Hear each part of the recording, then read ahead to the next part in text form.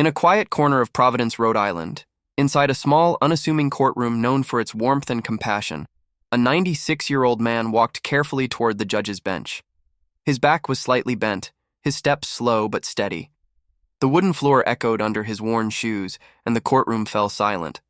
This wasn't just another traffic hearing. This was Judge Frank Caprio's courtroom, a place where law met empathy.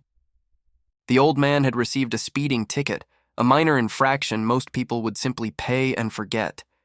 But this day would prove that not all violations are equal, and behind every ticket may lie a story that demands to be heard.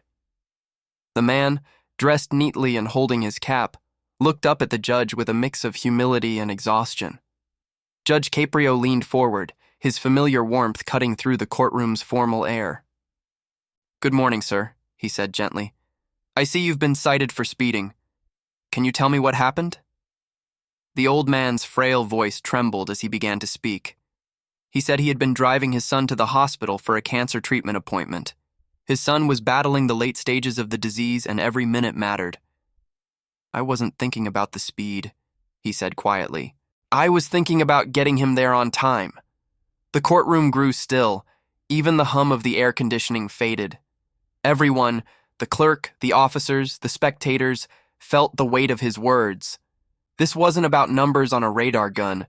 This was about love and urgency, a father-esque devotion that hadn't faded even after 96 years. Judge Caprio listened carefully, his expression softening. "You're 96? He asked, astonished. The man nodded. "Yes, sir. My son is 63. He has cancer. I take him for treatment every 2 weeks." For a moment, silence filled the room. The judge looked at him, a father still protecting his child, even at an age when most depend on others for care. The reversal of roles was powerful. "You're a good man," Caprio said softly. "You're a good father." The old man smiled faintly. "I'm just doing what any father would do." Caprio's courtroom had seen countless emotional moments, but this one hit differently. The judge glanced at the ticket. The man was barely a few miles over the limit. "The officer was doing his job," Caprio said. "But so were you, doing your job as a father." Then he smiled in that gentle, familiar way the world would soon recognize. "You're not getting a fine today." A murmur spread through the room. The old man blinked, unsure he'd heard right. "You're dismissing it?" "Completely," Caprio said. "You've got enough to worry about. The court wishes the best for your son." The old man's eyes glistened. His hand trembled slightly as he gripped the podium. "Thank you, Judge," he whispered. "Thank you so much." "God bless you," Caprio replied. The story could have ended there, but what made it powerful wasn't just the act of mercy, it was what it revealed about endurance and love. After the hearing, local reporters asked why Caprio dismissed it so quickly. His answer was simple. "The law must serve justice, not replace it," he said. That man wasn't a criminal. He was a father doing what fathers do. He explained that his own father had once told him, "Every person before you carries a story. Listen before you judge." Word of the hearing spread online within days. The clip went viral across Facebook, YouTube, and TikTok, gathering millions of views. People worldwide commented, "This judge restores my faith in humanity, and that father is an angel on earth." Some shared their own stories, rushing loved ones to hospitals, breaking small rules for greater reasons. Letters began arriving at the courthouse addressed to the compassionate judge. Many enclosed handwritten notes and small donations. "You remind us that kindness still exists," one letter said. Caprio never sought fame, but his courtroom had become a symbol, a rare place where empathy stood beside justice, and this case became one of his defining moments. After the cameras stopped rolling, Caprio stepped down from the bench and walked over to the man. He placed a hand on his shoulder. "You remind me of my father," he said. "He would have done the same."